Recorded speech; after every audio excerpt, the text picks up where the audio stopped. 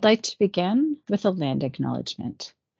CICAN acknowledges that our office is located in Ottawa or on the unceded, unsurrendered territory of the Anishinaabe Algonquin Nation, whose presence here reaches back to time immemorial. CICAN recognizes the Algonquins as the customary keepers and defenders of the Ottawa River watershed and its tributaries.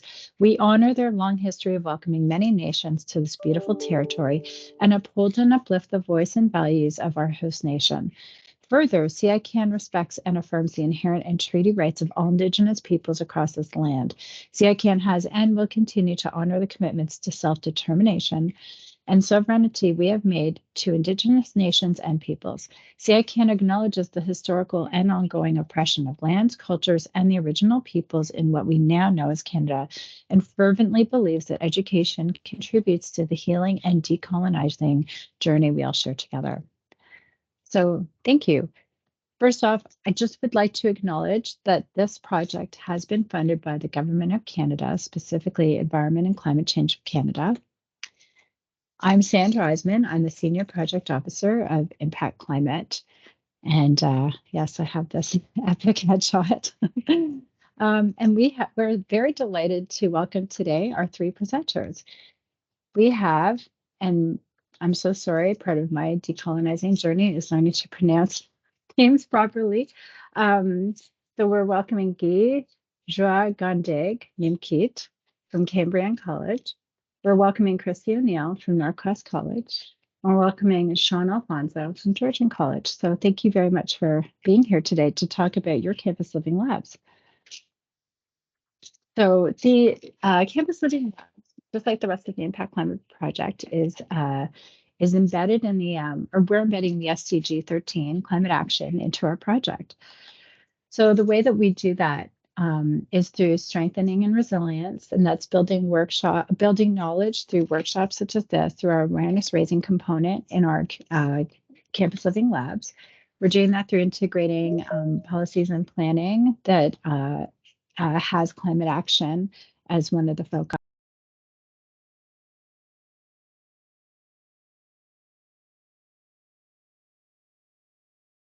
Oh, sorry, we lost your volume. Sorry, I accidentally hit some. I know maybe somebody accidentally muted me.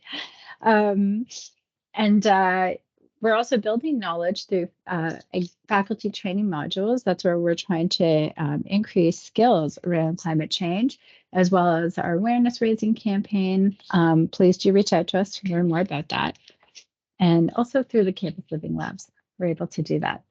So the Campus Living Labs has various SDGs that we're trying to address through the different themes. And again, we're trying to promote energy and food security. We're trying to test solutions and uptake, and we're trying to also create a communities of practice.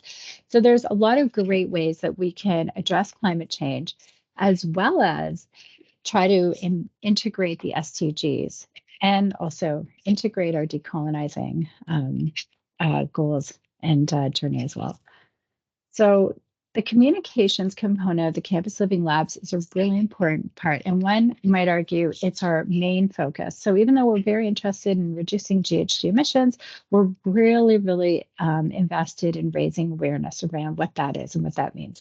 So our participants did that. They communicated their GHG awareness raising or GHG reductions through various different formats and media, whether it was in person, where it was through actions that students can take on campus by having, waste receptacles, whether it was having posters and other informational materials around campus, or whether it was through their social media. There's a lot of different ways to raise awareness. And part of the Campus Living Labs is that we're also targeting not just the students, but we want to target the faculty and the staff, as well as community members that are adjacent or coming onto campus. So, this is a national campaign, really essentially through the Campus Living Labs as well. And our 5 themes that we invite people to reduce their greenhouse gas emissions through our Indigenous approaches to sustainability, through transportation, through waste, through buildings and land management, and through food. So last year we were sort of keeping in theory, the 5 different themes divided. But what we learned, because we're learning as we go, what we learned from this wonderful cohort who really, put themselves out there to test this out first. What we learned was that actually there's a lot of crossover between the themes, and that people weren't really just doing one theme and that's it. They were really, doing more of these holistic approaches that seem to address a number of different themes and topics, which was really excellent. This is what we were kind of really hoping would happen. So when you're applying, for example, to do your project for cohort 2 or even cohort 3, maybe you're not ready to apply yet, we do encourage you to think about all the different themes that your project may be touching. And then, you might just focus on one when you're describing it, but we are giving you that option to select more than one this year when you're applying. And then part of what the Living Labs does is it builds a community of practice. So the first year they have been sort of, working together. We learned that we need to foster a better atmosphere to create more of that dialogue between our participants. So again, thank you to cohort 1 who's provided that learning and testing opportunity. And then cohort 1, we're hoping will be able to provide some of that knowledge that they've accrued this year with cohort 2. And then cohort 1, cohort 2 will be able to help inform cohort 3. And then the 3 cohorts, of course, will be working towards providing learning and knowledge and information sharing with all the members, whether they get to be part of the Living Labs or not. So this is the big question. How much can you get if you're going to participate in the Living Labs? You can have 60,000, not 20,000, 60,000 for your project. And that just kind of covers, you just give us your invoices. We're going to ask for a list of expenses on how you're going to be spending that money, but you don't have to, spend it all specifically. Like, I don't know what I'm trying to say. You're guaranteed that 60,000 is what I'm trying to say. That's a guaranteed 60,000. But you could get an additional 10,000 for materials. And for that, we do need to see invoices and expenditures. And we want to caution you, we cannot accept anything where you're focusing on curriculum development or coursework, because we are a federal level institution, organization. We cannot work with provincial regulated items such as curriculum. So the project should, just to recap, reduce greenhouse gases, communicate this to a wide audience, and involve a wide range of stakeholders. And I think Letitia is going to put a link in the chat so that you can all see where you should apply to. But in case you lose that link, just remember it's on the new CICAN website under opportunities. So we did have 10 projects this year. We had these colleges involved and all, addressing different themes. As I mentioned, what we discovered was most, if not all of them, really didn't have one theme. They had multiple themes, but this was how we originally divided them. So I'm just going to play you some of the videos right now that of members not presenting today.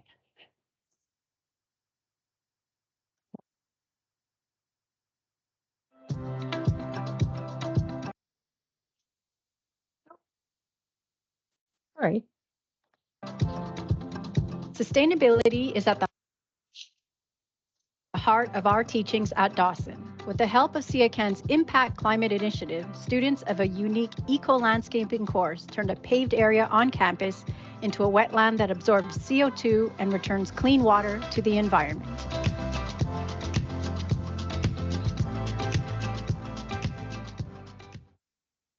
Great. And the next one. Canadore College was honored to be selected by Colleges and Institutes Canada as one of 10 Living Lab demonstration sites nationwide.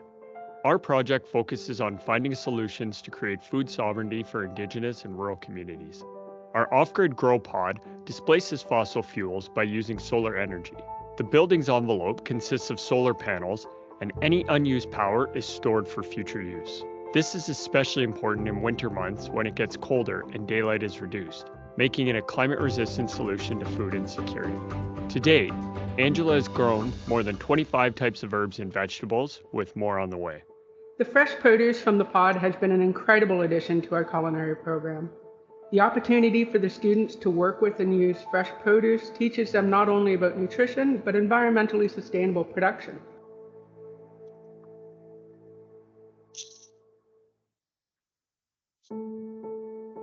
Theodore College. Hello, Brad Lamonto, Executive Chef at Bloom Restaurant at the Waterloo campus of Conestoga College. I was really proud to be a part of the Living Lab project here at Bloom, and what it did for me is raise awareness that we actually have some choices to make and can make an impact on our contribution to the greenhouse gases. Nicole Detler, Principal Investigator on the Living Lab project. The first change we were able to implement in the Bloom Restaurant was to implement reusable containers, saving greenhouse gas into the environment.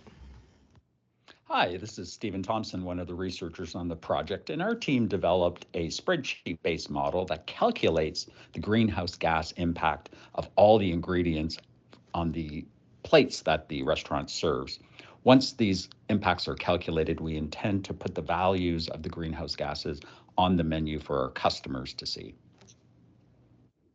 Our students in the Sustainability Management Program did a food waste audit, providing valuable data to the Bloom Restaurant on ways that they could reduce their waste in the restaurant, as well as ensure it goes to the right spot.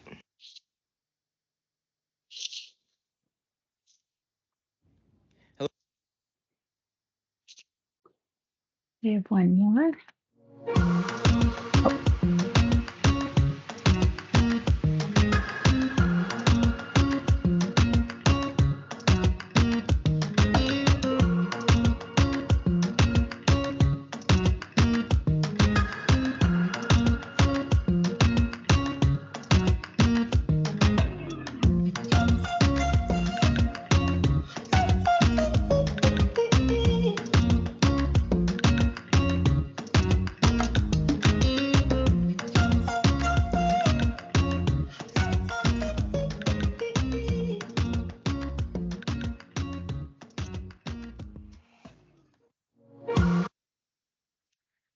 So that just gives you a sense of what the projects were about, but we're going to hear more from three more participant colleges members and from their project leads today that will give you a bit more insight into what their projects were about, what they went through, their challenges, etc. So I'd like to introduce Gija Gwandeg Nimkit, again from Cambrian. Thank you. Good afternoon, everyone. So my name is Brady Granger, or Gija Gwandeg Nimkid. I am from Cambrian College. My role at the college is as an academic chair, and part of that portfolio includes being responsible for Indigenous programming here at the college. So we've really expanded over the last few years, and I've worked with, we work really closely with our Indigenous student services as well. So that's kind of where this project was born from. You can go forward, Sandra. So why an outdoor learning space? There's a few reasons why we thought this would be a great project for this, for the CICAN project. For one, we have a high number of Indigenous courses as well as students within our campus. So about 15% of the student population within the domestic students do self-identify as being of Indigenous descent. Our strategic plan has several pillars in it, and one of those pillars is about sustainability and how our carbon imprint impacts the future generations. When we created our strategic plan, it was really in consultation with all interested parties, including students, faculty, staff, our community members here in Sudbury. So we are in Northern Ontario. So because of that strategic plan pillar, it really made sense. We are in Northern Ontario, and I'm staring out my window at a snowstorm right now. We do have a 4-season requirement up here in Northern Ontario, and with the typical, we are a 12-month college. However, the typical college year runs from September to April, which is the majority of our winter. We have about, I like to say my winter tires are my all seasons because they're on for longer than my summer tires. So we really wanted to make a 4-season space or learning space for faculty and students to be able to enjoy. And so, you know, Indigenous learning content can't just happen in the summer. It needs to happen all year round. And we also had a request from students and faculty to create this outdoor learning opportunity so that they can access not just inside our 4 walls, but really learn through embedding Indigenous content outdoors in our community. You can go forward, Sandra. Thank you. So our process was very interesting because prior to applying, we had met with several Cambrian community members, including some faculty, our Indigenous student service area. We have a cultural facilitator on staff, even our facilities management team and security. So we really wanted to make a space that was safe, that was accessible, that was available for use all year round. So the space was determined to fit the needs of all of those pieces. So what we ended up doing was we went from we were thinking way out in the bush, but it wasn't safe and security had issues with it. So we took our space. We have a sacred fire arbor right now, and we really wanted to augment that. So in consultation with all of the interested parties, we came up with how we were going to augment that. And how we were going to create this 4-season accessible space. After we determined what the process was, facilities took their role. All the interested party had a role in this. And then I worked with our elders on campus, which we do have 2, to create a video. And the reason why we wanted to create a video is because they can't be spread so thin that they're not going to be able to meet with everybody. So by creating a video, everybody would be able to get the knowledge and information. So we have a video that we've created that really talks about sustainability through an Indigenous lens. It's a very short video that when faculty book the arbor to be able to take their class out, they show the video ahead of time so that students understand why they're using the space and how to use the space in a culturally sensitive way. We also have a survey for pre and post data collection because we want to see what the impact of understanding these Indigenous ways of knowing, being, and doing relate to sustainability and the use of that space, as well as how they're going to take that knowledge into their own lives once their lesson or activity is over. So that's kind of the overview of the process that we took. You can go ahead. What we did do was we built a shed. We have it sitting alongside the arbor to hold all of we have lap blankets for the winter. We have laptop tables if faculty want to use technology. We do have some other items that are sitting in there or will be sitting in there once the spring hits because it's kind of buried in snow at the moment.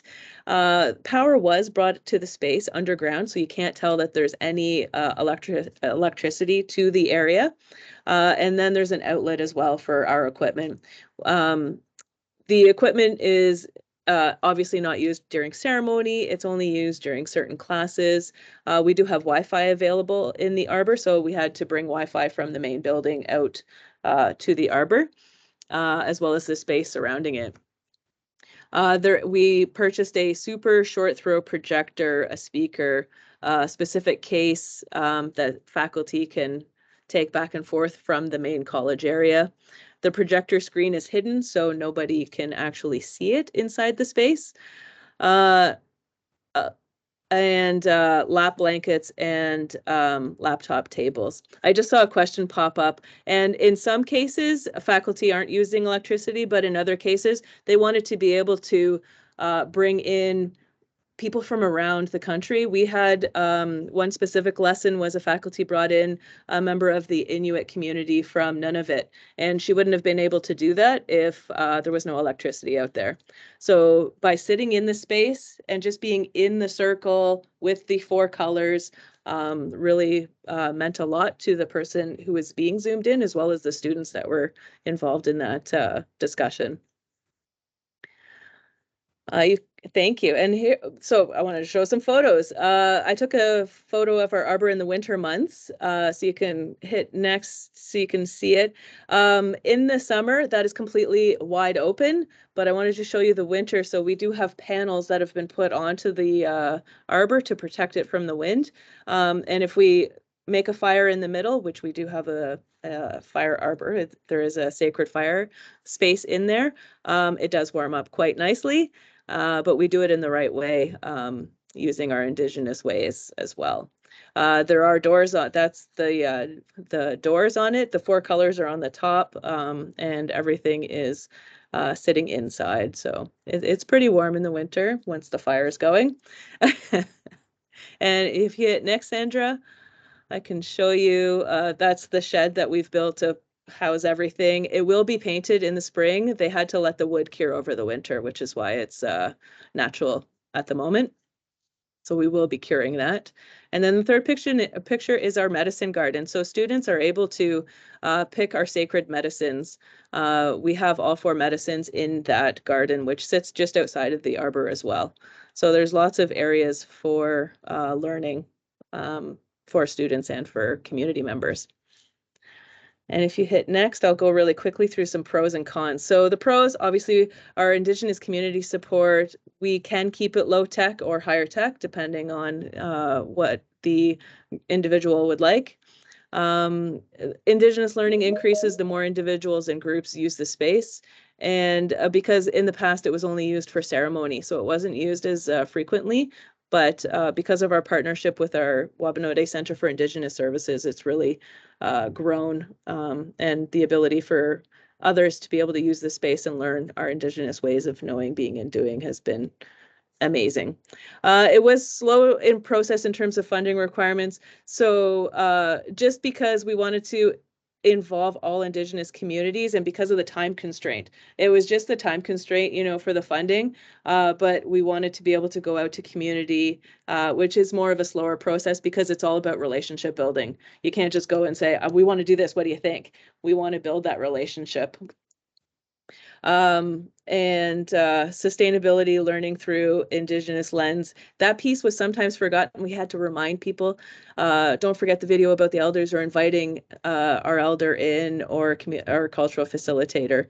And then the video requirement, we wanted to be able to have elders go in and be able to answer questions, or our cultural facilitator. But we don't have the people power to be able to do that across the entire college.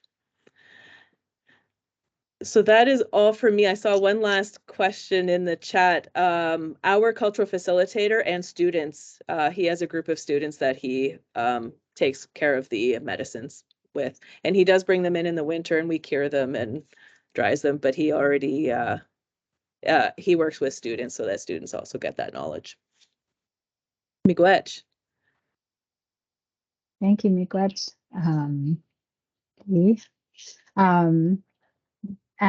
Did anyone else have any questions now? But you can also hold them for the end. But we're actually going at a good pace so that we can actually take questions after each presentation as well. People were so inclined. Yeah, thank you so much. And we're going to move on to our next presenter, and that is Christy O'Neill with Norquest.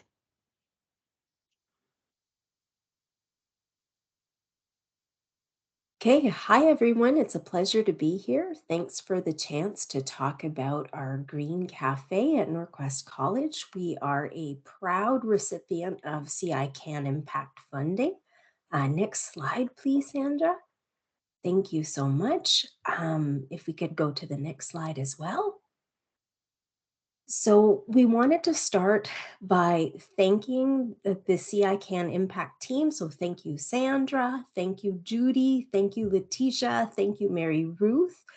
This has been an amazing opportunity for us to implement a project that otherwise probably would have been an idea we kicked around for a few years. This fund has allowed us to hit a wall. Our project is deceptively simple, and we'll get into that a little later, but not stay challenged, to innovate, try again, and just persevere. So this has been a great opportunity for us. In case you're thinking of applying, I want to say, as a recipient who's a part of a team who takes care of the reporting and whatnot, the reporting is not a burden.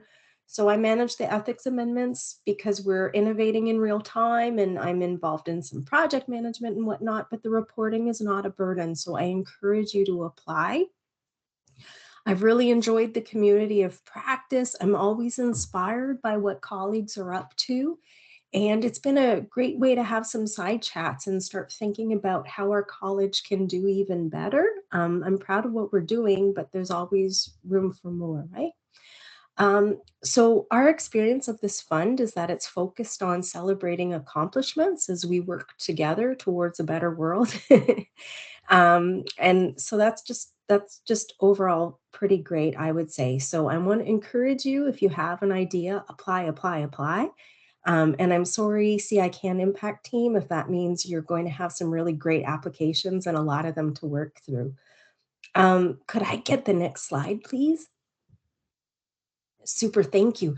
So our project is rooted in tackling food waste. I'm not sure if you're aware, but almost $50 billion worth of food in Canada is wasted per year.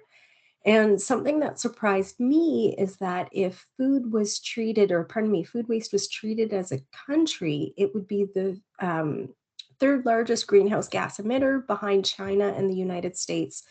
So clearly we have a major problem on our hands. Next slide, please. But this problem is often treated as something that we can solve as individuals. Now, certainly there's nothing wrong with planning our shopping a little better or freezing leftovers. But the reason why we waste food on such a massive scale is far more complex than I can get into at this moment. But maybe without being preachy, what I can encourage you to do, and what I can think on myself, is next time we waste food, think about what led us to access that food and also what led us to throw it out. So our Green Cafe tries to offer an institutional solution. Now, it's certainly not a one size fits all, but we're trying to move away from individual responsibility to this problem of food waste. Next slide, please.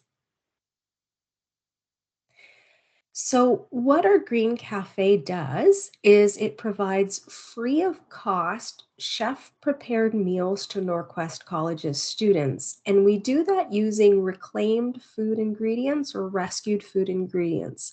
Now, to be sure, we take no chances. All of our ingredients are edible and safe, there are no questions there. Um, Rescued food is food that, for whatever reason, would have gone to waste without the intervention of individuals and organizations. So it could be fruits and veggies that don't look the way they're supposed to, or the way we expect them to. For instance, we expect Granny Smith apples to be green. Sometimes they're red. It could be that we have a catered service and more people RSVPing that actually show up. It could be that we have day old muffins that local bakeries can't sell. So there's a lot of food to rescue. Now, um, next slide, please. Oh, I'm sorry. Perfect.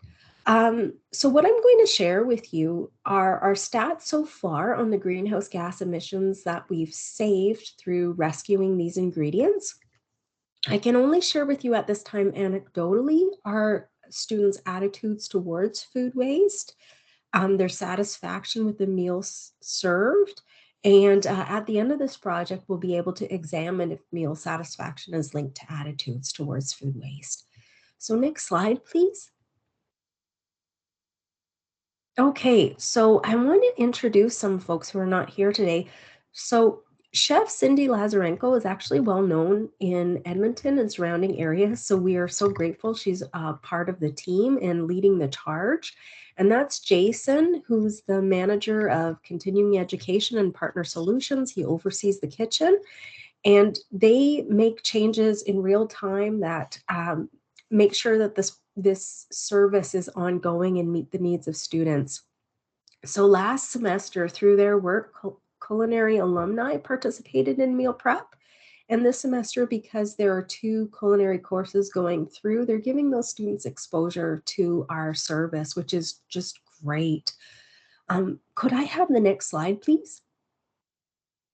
Okay, and so if you're wondering what that thing was in the previous photo, and now we see it with the chili and rice, I hope I'm not making folks hungry. That's fried plantain. We got something like 80 kilograms of frozen fried plantain. So someone like Chef Cindy knows how to work with that. She could do that in her sleep. So care of Chef Cindy, her excellent work, the excellent team, more than 300 full meals have been served. So we're talking drinks through dessert. More than 800 baked goods or snacks have been served. And we have an eye to what we're serving this food in. So ideally, what we would want to do is serve kind of a plated meal and wash everything.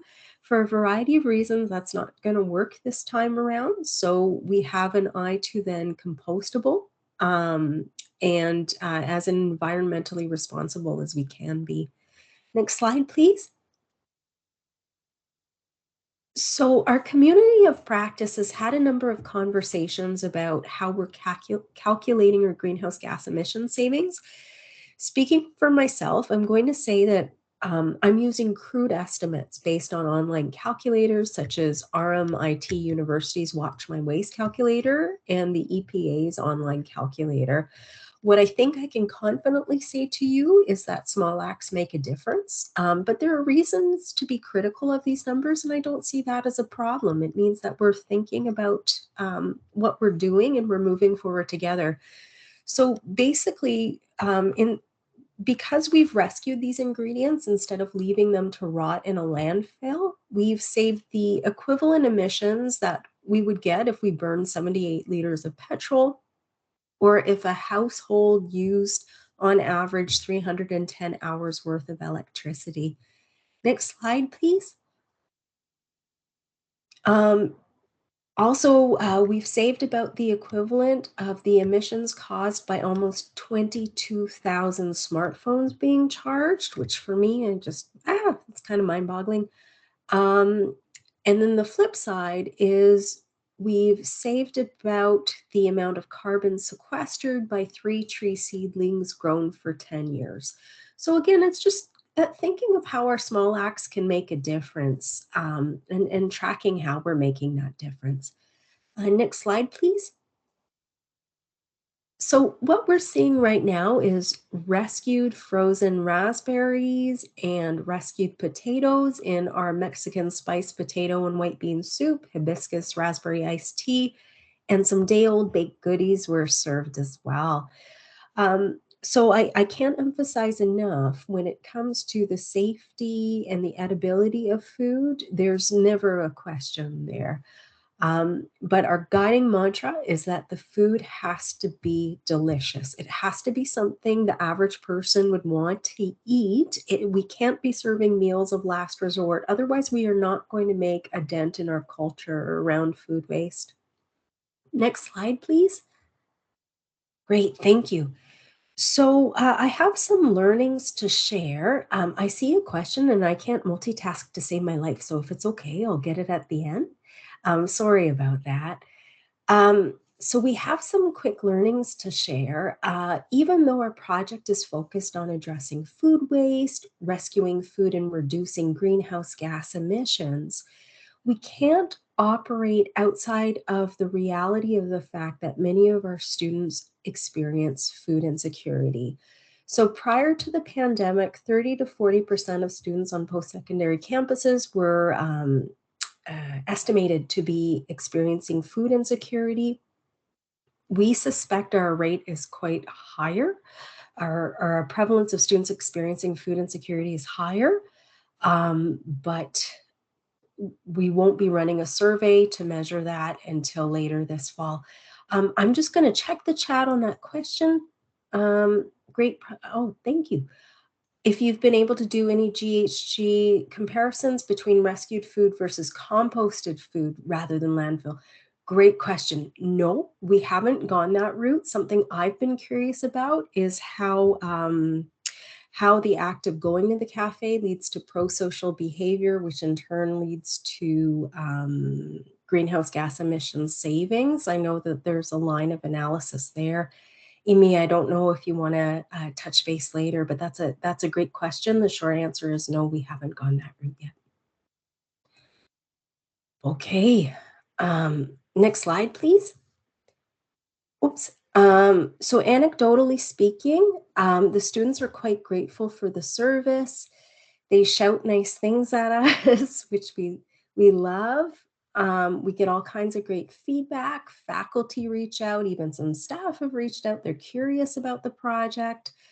So far, no student has been turned away empty-handed. Chef Cindy tends to budget mentally and think of what she can offer people if all the meals are served. Next slide, please.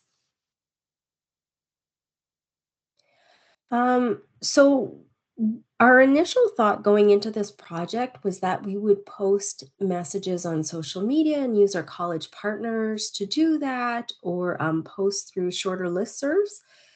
But when it came time to do that, our own college partners were a little reluctant, and understandably so, because we started with a meal service of about 50 people. So to advertise to, let's say, 300 students, we have a free meal, just wouldn't be responsible.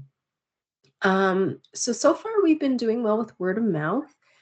Chef Cindy a few times has gone out handing out takeout meals to various student centers and has been very well received.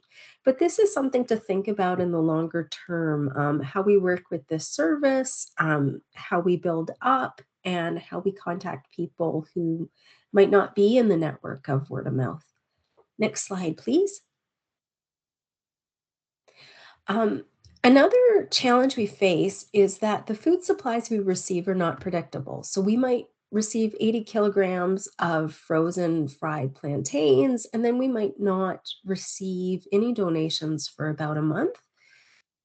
So longer term, maybe it makes sense for us to get in touch directly with a supplier. Right now, we work with an exceptional organization known as Leftovers Foundation. They're a food rescue group.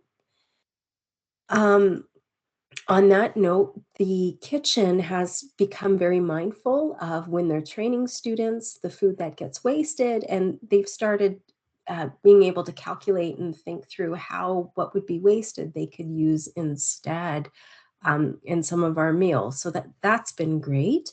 No pun intended, but we are so lucky to have a well-seasoned chef. Cindy's able to work with these fluctuating supplies. She's able to plan. She's able to work with very little time and make something fantastic.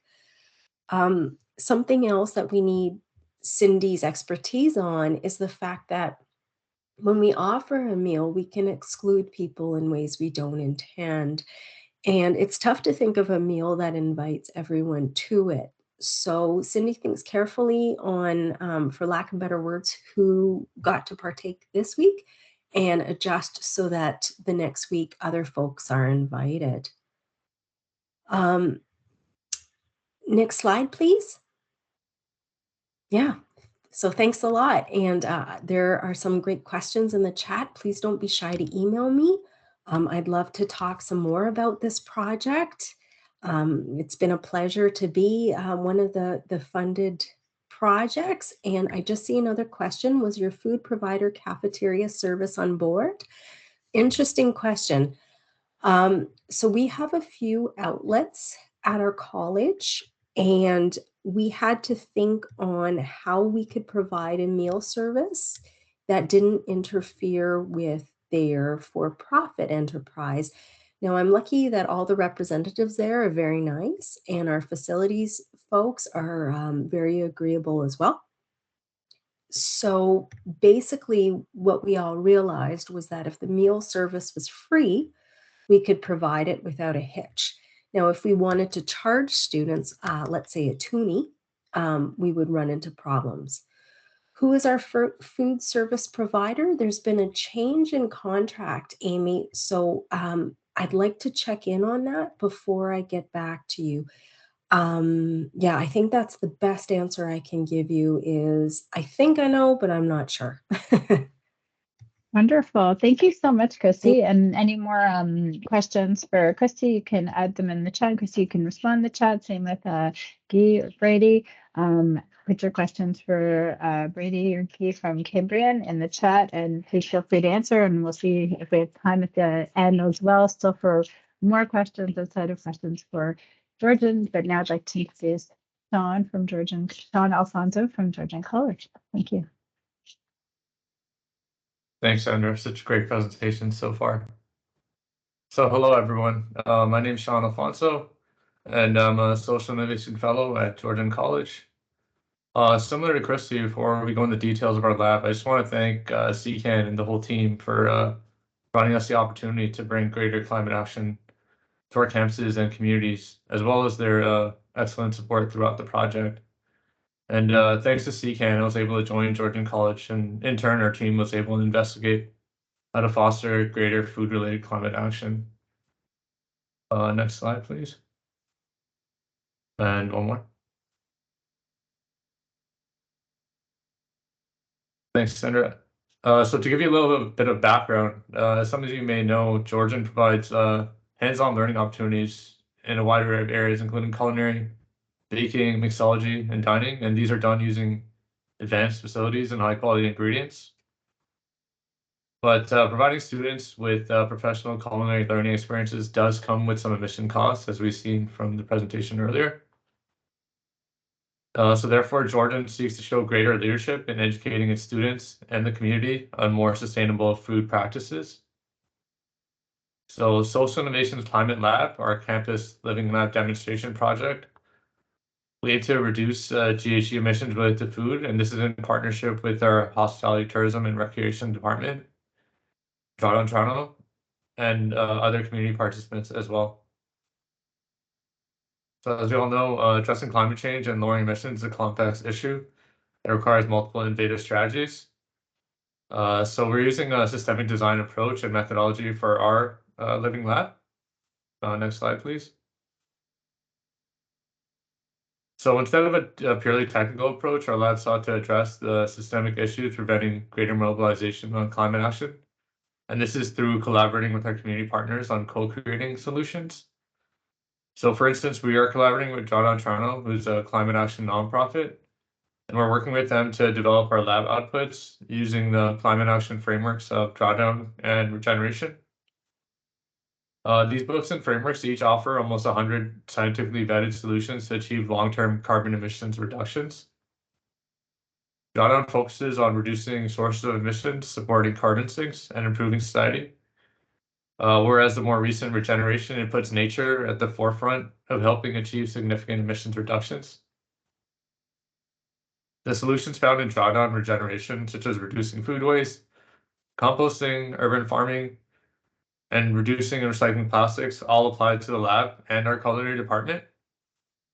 And while our culinary department is already engaged in many of these climate action solutions, we get to scale these initiatives throughout our 7 campuses and our broader student body. So our opportunity at Georgia is to expand our tracking and quantifying of food-based emission metrics, such as food sourcing, composting, waste, and more. Our lab's ideal project outcome is an online and scalable dashboard that can facilitate the tracking of food-related climate action solutions and the emissions data occurring on our campus. We hope the dashboard will provide an educational outlet for raising sustainability knowledge and sharing real stories of climate action on campus, similar to the impact challenge going on right now. And this project may include supporting hardware such as a carbon tracker, which will be made using DIY components, and around this, which we can build hands-on learning modules. Our project aligns with the global movements initiated by Paul Hawken and offers hope for achieving drawdown, which is the point of the future when emissions start to decline. By taking a life-forward approach and putting nature at the forefront, Georgian aims to achieve significant emissions reductions and live more harmoniously with the environment. Next slide, please. So part of our systemic design and community-based approach involved holding workshops where we exchange knowledge and insights with our stakeholders and local participants. So we first conducted a systemic mapping session with our chef technologists to better understand the hospitality, tourism, and rec system.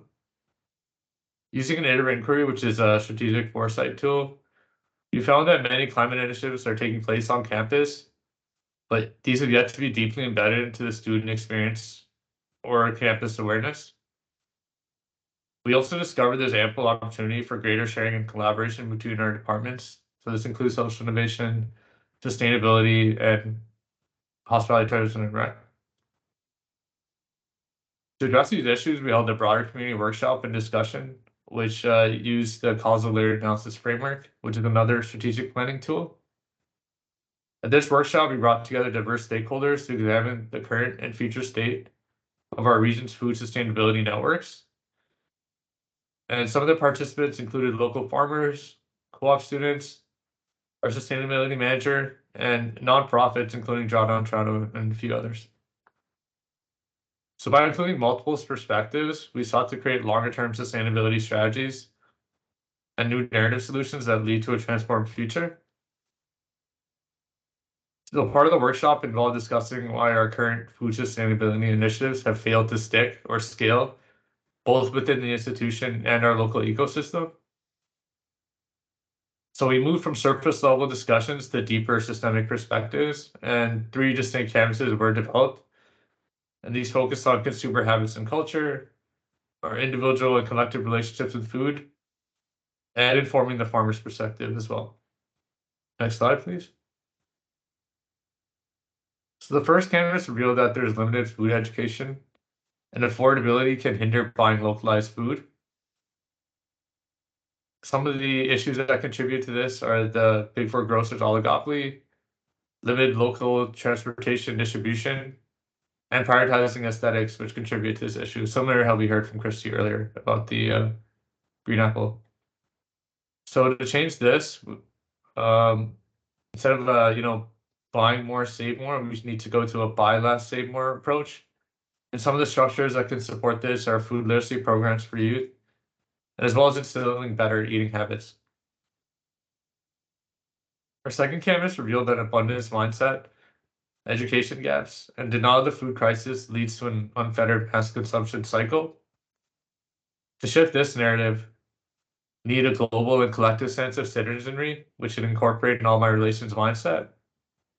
And this specific transformation could be supported by accounting for social determinants of health, using things such as donut economics, and also providing ways to better visualize our relationship to food. Our last canvas focused on the marginalization of farmers, and this was due to a variety of factors, including media perception, lack of local food prep infrastructure, scarce skilled labor, and limited access to veterinary care. So to counter this, farmers should be elevated as heroes with longer-term planning, generational thinking, and the protection of farmlands and the agricultural industry. This workshop helped to uncover some of the local narratives preventing greater progress towards food sustainability. Overall, these campuses and workshops showed that a shift in mindset and structures is necessary to create a more sustainable food future. And we can create this more equitable and sustainable food system by addressing food education, affordability, global citizenry, and farmer marginalization. Next slide, please. So using these insights from the community, we developed a design brief that sought to fit the needs of our local food networks. Hence, we're working on creating a climate dashboard and carbon counter to reduce emissions and improve our relationships with food. We hope the dashboard will provide access to information on food balance, composting, our community gardens, as more. Our team is looking at deeper levels of analysis to create longer lasting solutions that can ideally hit more influential leverage points to change the system. So we're starting with information flows and moving towards greater leverage points and just shifting mindsets. Our computer programming and tech engineering students will help prototype the dashboard and counter as part of their capstone projects, respectively. In addition to our own dashboard, we're currently in talks to adopt more robust emissions tracking software, such as Ecometrica, thanks to support from CCAN. So we submitted the dashboard design brief to begin development this semester, and we will create a brief for the DIY carbon counter in the spring. The challenge lies in leveraging these outputs to help scale and support the college sustainability initiatives, so we can instill greater awareness and participation in climate action, food literacy, and security. Hence, we've also recently started developing an educational game centered on teaching students about these food-related issues and climate initiatives. We're creating the game as a response to the numerous requests from our community participants for greater food education outlets for youth. The intent is that the food-based climate action game will serve as a conduit and tool to build project-based learning for greater awareness and food sustainability literacy. Through the interactive game, we hope to teach students about the farming process, supporting local agriculture, nutritional guidelines, sustainable eating habits, cooking skills, and more. And we'll do this in conjunction and advising from our community participants as well. Ideally, by learning through playing, students and our community can develop a better grasp and understanding of the connections between health, food, and climate action. To sum up, Georgian College seeks to become a leader in the local food sustainability space by using the dashboard, game, and counter to unify the local community around these issues. Working towards greater leadership and sustainability will require a more substantial commitment to raising climate and food literacy awareness, including reorganizing our priorities. Our hope is that the lab's outputs catalyze a broader conversation on connecting our relationship with food with developing a flourishing local environment and healthier communities. Thanks so much for listening, and special thanks to the CCAN team for facilitating this discussion. Thank you so much, Sean. So now we have time for Q&A, but please, raise a hand or put questions in the chat. I just wanted to touch on something that Sean did mention, which was that you're looking at, Georgian College is looking at doing the Ecometrica GHG inventorying tool, right? That's what you're looking at. So we are making this available to all of our members. If you're interested in taking a collaborative, discounted, subsidized approach to your carbon footprinting, please do reach out to us because we are offering that right now, a GHG inventory tool in collaboration with Ecometrica. So reach out to us and then we'll forward you over to Ecometrica so that you can take advantage of that opportunity. We also have a couple more things we want to remind you of. That is the application date for the Campus Living Labs Cohort 2 will close on March 3rd. So please do make sure you submit your applications and reach out to us if you have any questions or concerns. We are also launching our National Awareness Raising Campaign and Contest. That's our challenge. So if you would like to promote the challenge on your campus, we do have contracts for your student unions, student associations to help promote it. And there are a lot of prizes associated with this challenge. So please do think about participating, think about promoting it. We offer a remuneration just for promoting the contest through your student union. Thank you. Yeah, to do that is something in the chat. We do have a workshop next Tuesday on February 28th with the Canadian Apprenticeship Forum. We're going to be discussing how the trades, specifically the building trades, but all trades in general, have a role to play in pivoting towards a net zero economic industry sort of approach. And I think that those are all the upcoming items I have for the next little bit. Thank goodness, because it's busy over here. But yeah, if you have any questions, please don't hesitate to reach out. I just want to say, though, that it was truly a fantastic year for our Campus Living Labs. It was so exciting. You can see the different approaches even for the same type of question, Christy and Sean were both sort of investigating how do we reduce our GHGs around food, and they came at it from completely different perspectives with different solutions, tackling different sort of adjacent themes, whether it was transportation and local food, or whether it was waste and what to do with landfill. So it's just really exciting to see all the amazing momentum that's happening, and also Brady's project that looked at decolonizing, but also sustainability approaches to the classroom and gathering. So we're just really grateful that we got to support and work with these fantastic colleges and projects. So thank you to everyone. And thanks to those people also for sharing their videos. We really appreciate the tremendous effort. So thank you. And yeah, Judy, did you have any final last words you wanted to mention? No, I thank you. I echo your sentiments. I was so moved by what I've heard today. Again, totally blown away by everyone's approaches. And I think it's a real testament to the creativity of our member institutions that you responded to the same opportunity in so many different ways. Typically with CICAN, we come to you with opportunities that we've already created and then we're funded to do this. And even if you say, yeah, but it would be better to do this, we have to say to you, yeah, but this is what we got the funding for. And in this case, we do allow that flexibility. So those of you who haven't gotten funding for this, you know you'll be working with a lot of flexibility, and you'll also have access to these wonderful people who presented today in person or by video, and others that you didn't even hear about because of the time constraints, in a community of practice. So you know that you'll be even more supported than these initial folks were, because they are blazing the trail successfully. And if you join us, you will see how, in fact, their projects continue to unfold in amazing ways while building out your own project. So please apply. We look forward to seeing all your applications by the end of next week. And thank you, Lanchi. Thank you to all of you for being here today. And we'll see you soon in one way or another.